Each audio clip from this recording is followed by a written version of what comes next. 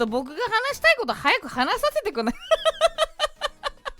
僕今日話したいことあったのねえ。初見です。配信お疲れ様だ。あ、こんにちは。来てくれてありがとう。お茶もありがとうございます。よろしくお願いします。ドロップです。何どうした？優しい声？丁寧？いや、だからいつもじゃんみんな。どうしたの今日は？は？何が取り繕ってないって。よいしょ。